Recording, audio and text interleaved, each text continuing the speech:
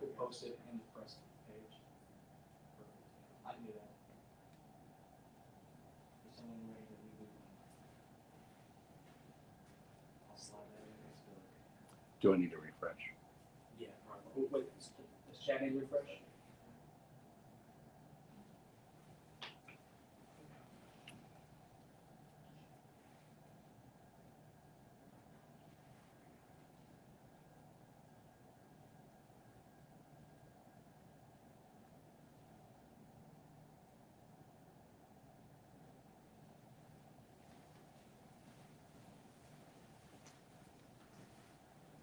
All right, let's continue the live stream for the book, Funny. If anybody is following along, please join us on YouTube. Facebook is having a few technical difficulties right now, but we are going to post a link to our YouTube page within that, and you can message. Good, oh, awesome, great news. If you have any questions, feel free to continue to message those in. We did have a question from Kelsey. She wanted to know how many different versions, Wiley and Josh, of Funny did we go through until we settled on the final character? Oh, a couple. Yeah, I'd have been maybe 6, 7. We were just sort of riffing, and yeah, it didn't take very long.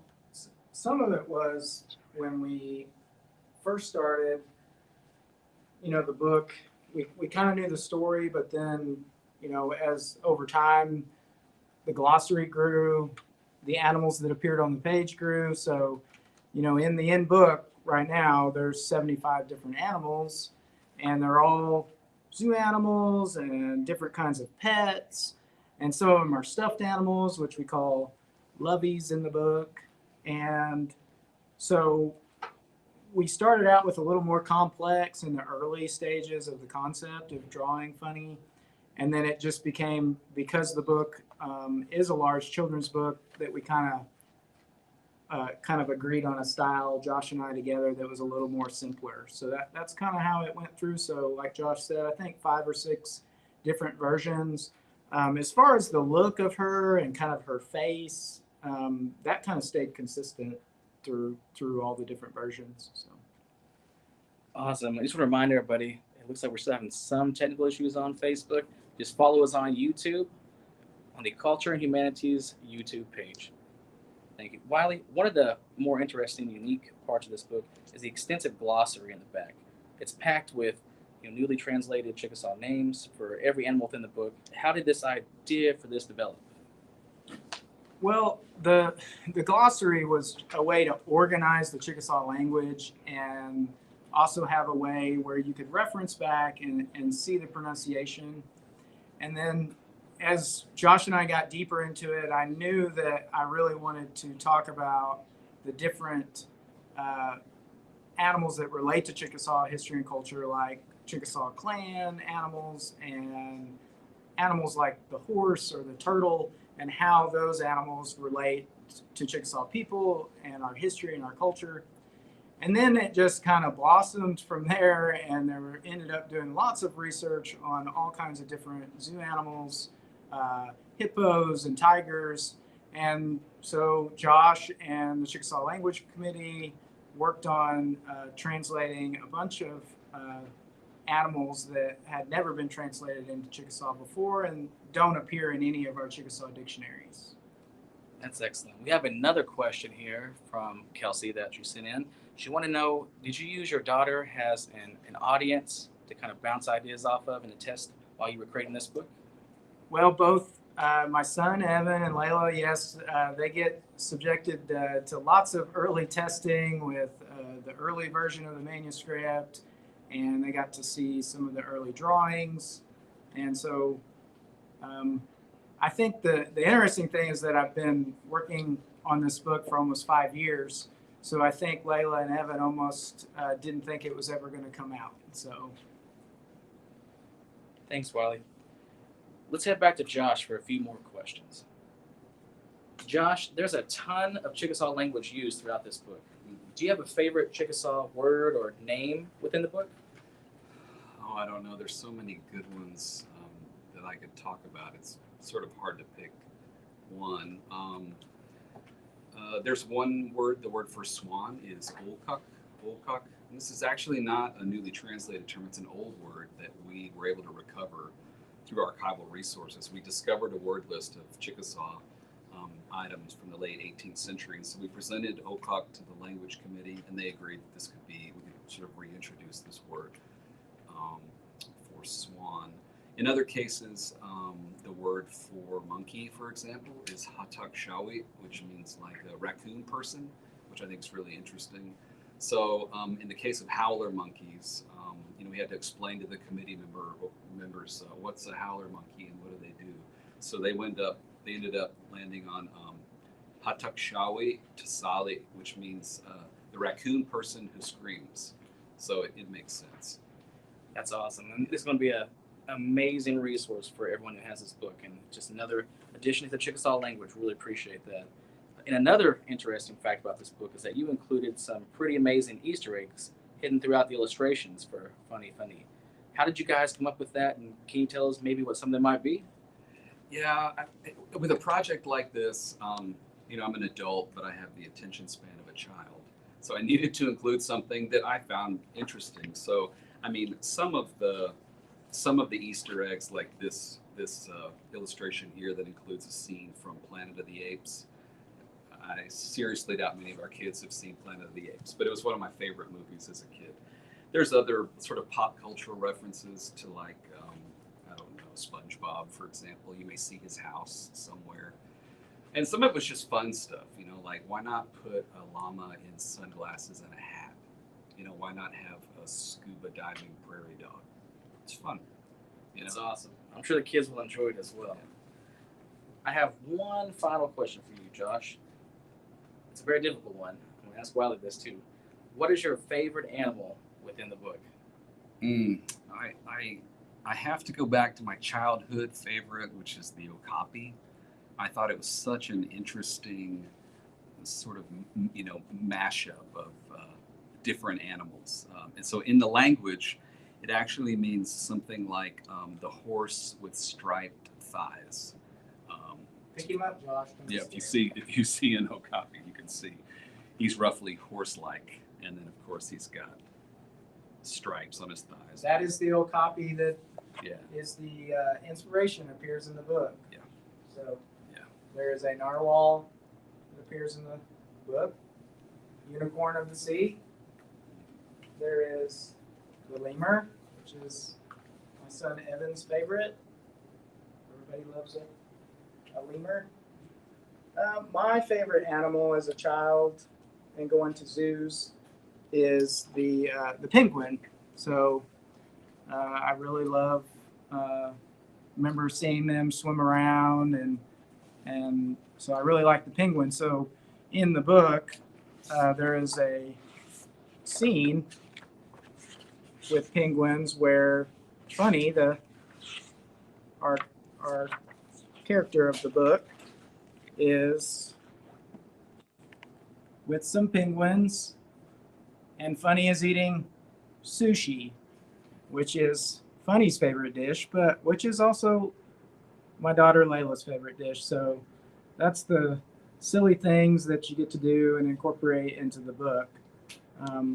One of my other favorite animals in the book is the crayfish. So the crayfish has special meaning to Chickasaw people because it's part of our creation story. So the crayfish actually appears throughout the book, the entire book. It's on the cover, and it's hidden on every page in the whole book. And so there is an activity in the glossary where you get to count and try to find all the different crayfish that appear in the book.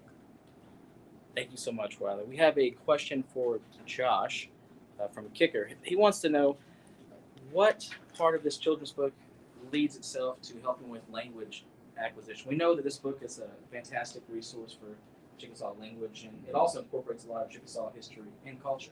Yeah.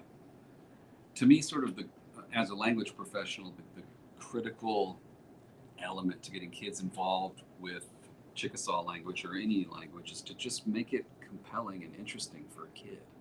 You know what I mean?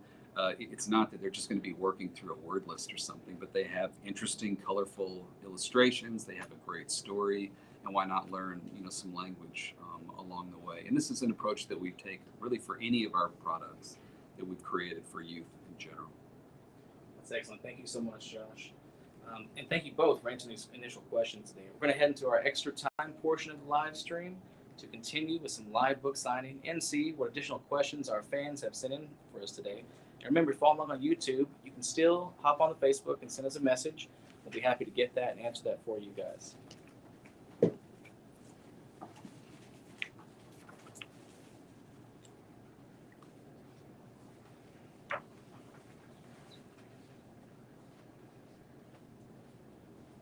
All right, and while we're doing this, Josh, we have another question for you from David. He wants to know, of all the translations that you worked on in this book, was there anything that just stood out in particular as funny or interesting or even difficult? There was you can imagine, we work really closely with native speakers, the youngest of whom were born in the 1940s. We have some that were born in the early 20s, like 1922, for example. And so many of these animals are completely out of their realm of experience, right? So one example that I think of automatically when I think about the work that the committee members did is the capybara. Now, the capybara didn't make it into the book, but they called it Okpachasle Minko, which means like the chief or leader of the swamp, because the indigenous language from the areas where capybaras occur, it means something like swamp chief. So that's something that we did. There are other words that we didn't have to translate, like the word for armadillo, nanili apa, or pakili apa. There's a variety of ways to say it, but the common belief in the old days was that they ate dead things because they're always, going around looking for bugs and so forth. So that's an interesting one that I always like to mention. That's awesome.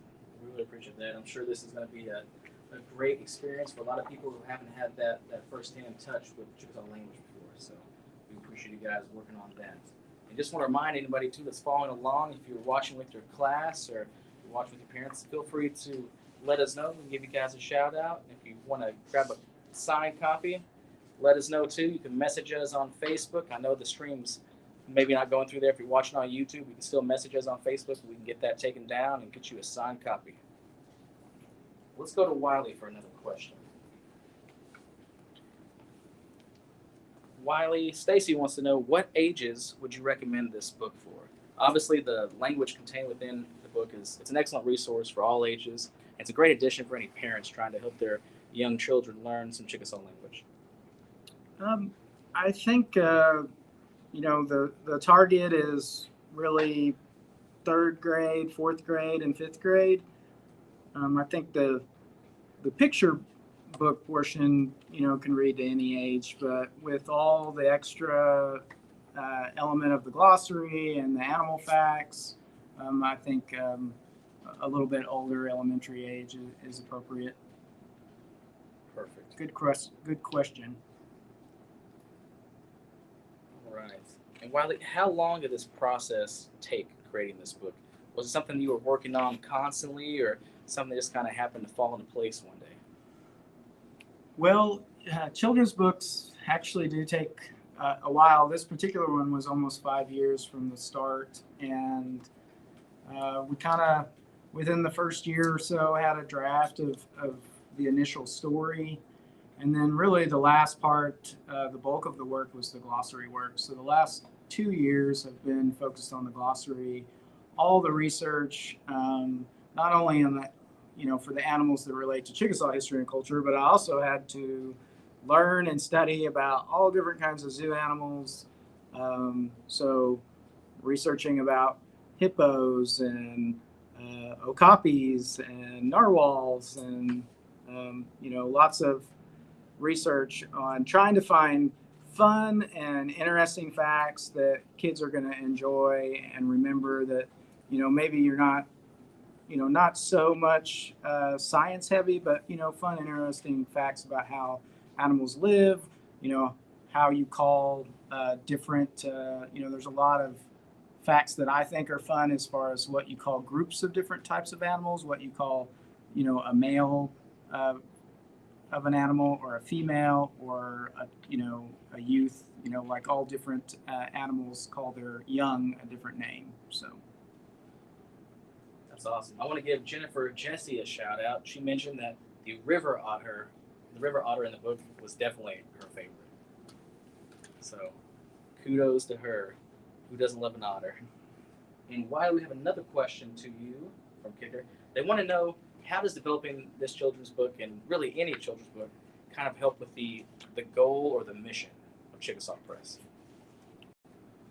Well, I think we always want to share the Chickasaw story. So I think, just the idea early on with this book was to actually teach Chickasaw language. So that was just the real simple way to start, with teaching the Chickasaw word for squirrel, funny, funny.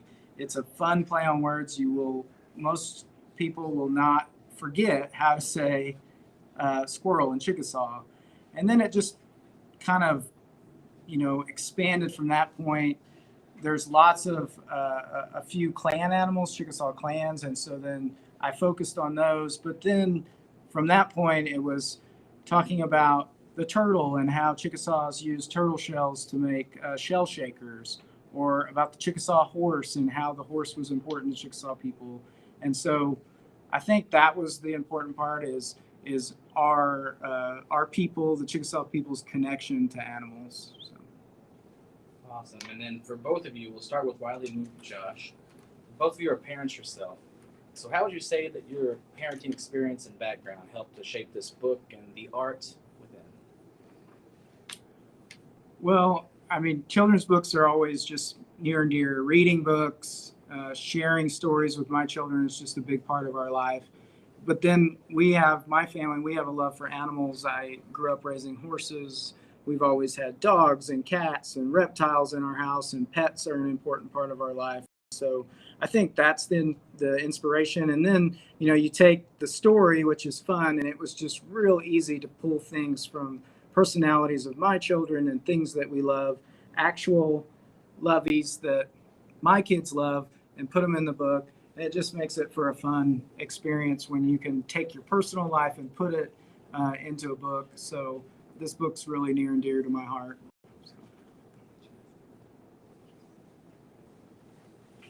Awesome. Thank you so much, Wiley. Really appreciate that. Thanks to everybody else who's been continuing to follow along with us. Let's go to Josh for his answer on this question.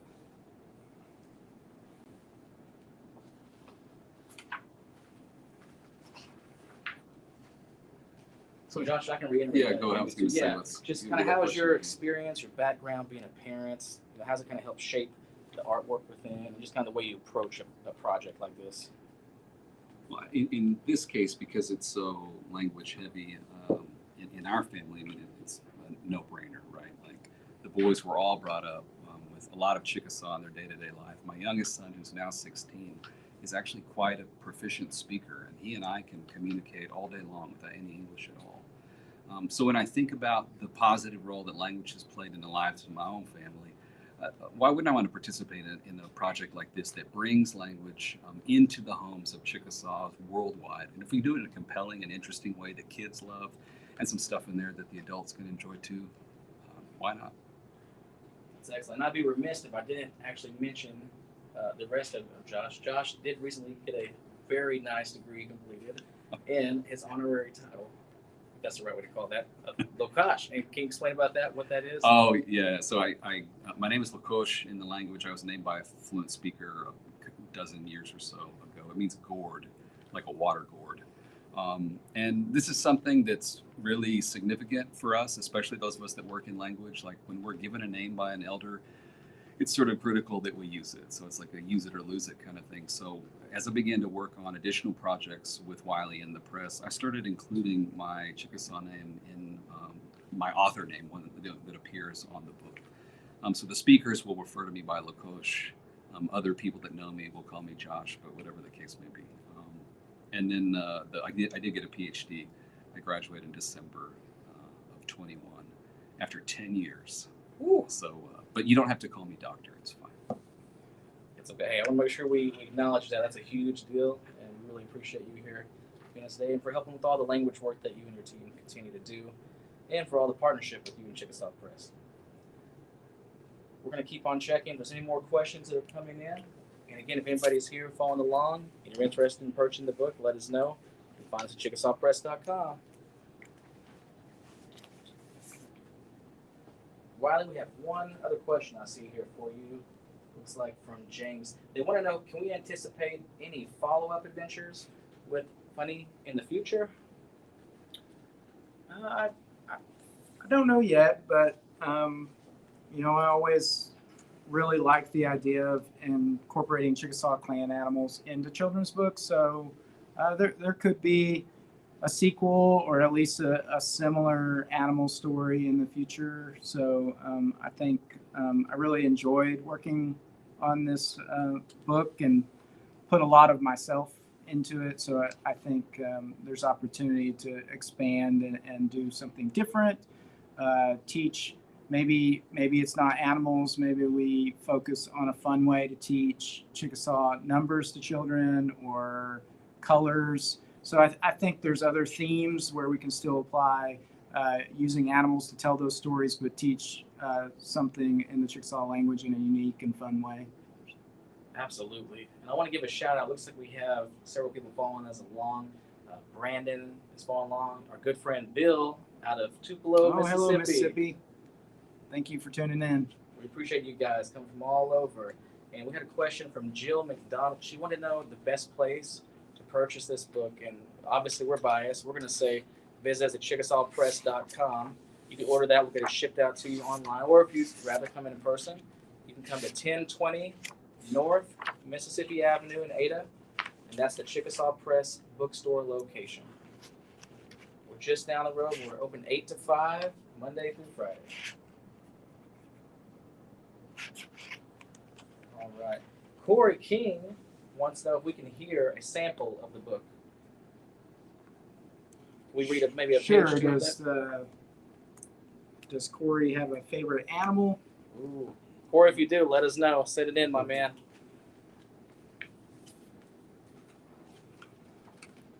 What do you think, Josh? You got a favorite?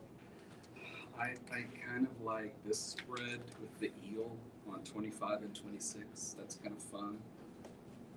Okay. I'm gonna be telling you my favorite Okay. pictures. So here's the part.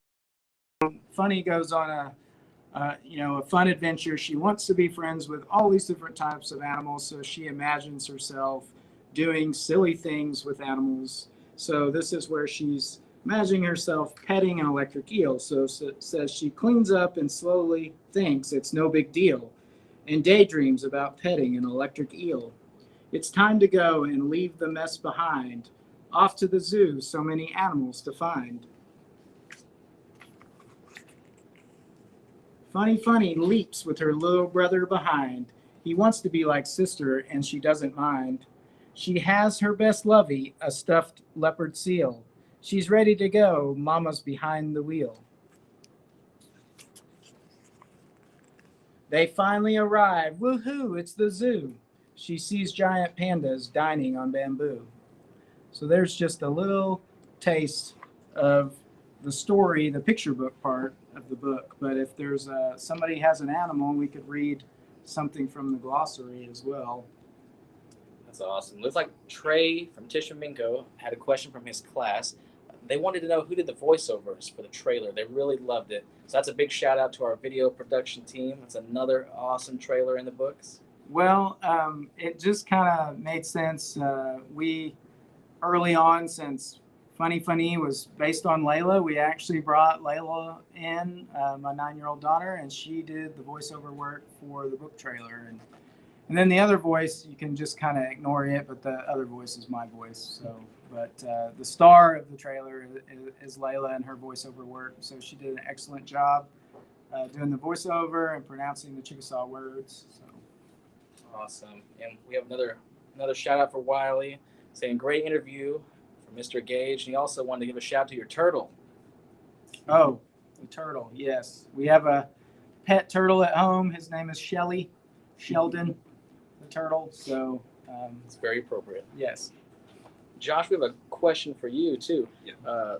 They noted, some of our viewers following along in the classroom, that they are constantly finding I want to say crawdad so bad, but I guess crayfish Sure. throughout yes, Mudbug, crayfish, crawdaddy, throughout the entire book. shukchi. Yes, kind of Sure. explain that and maybe the significance of that to Chickasaw people, or just the fun factor of that within the book. Well, it was sort of one of the Easter eggs. We want to include the crayfish in every spread. And at the end of the text, children are challenged to count how many are in the book. As Wiley mentioned a little while ago, crayfish plays a really significant role in our creation story. Briefly, the world was covered by water. And Ababanili, this is our word for creator, sent Shakchi down to get mud. Well, so Crawdaddy went down and got the mud and brought it up. And from that mud, land was created. A buzzard, or some people say it was a blackbird, or a large crow, was able to form mountains and valleys with their wings. And then finally, Ababanili created people from that earth that Shakchi had brought up from the depths. So he's a pretty significant character in our oral history. Awesome. Thank you so much for that insight, Josh. We really appreciate that. I want to give another special shout out. I see we have a Miss Penny Watson following us and Tori Watson. Thank you guys for following along. Really appreciate our viewers. We're going to see if we can get maybe a final close-up of the book real fast, and then we're going to take this away to our final segment. As we're preparing for this, I want to thank everybody for following along today. I really appreciate you guys showing in, and give our big appreciation to Josh and Wiley for being here today to discuss this amazing book. I know we're all really excited about this release and all the other titles coming out this year for Chickasaw Press. All right. Thanks everyone so much for taking the time to be with us here today. We really appreciate everyone who followed along on Facebook and YouTube. We do apologize for any technical difficulties on Facebook that you encountered. Remember, if you're interested in purchasing a copy of Fani or any other Chickasaw Press title, you can visit us at chickasawpress.com or in person at 1020 North Mississippi Avenue in Ada, Oklahoma. We also want to give special thanks to everybody who joined us from class and everybody who joined us throughout this week to discuss the new releases that Chickasaw Press has. A quick reminder that schools and businesses are more than welcome to contact us to set up orders at much discounted prices. It's been a pleasure being your host this week. I look forward to seeing you in our store.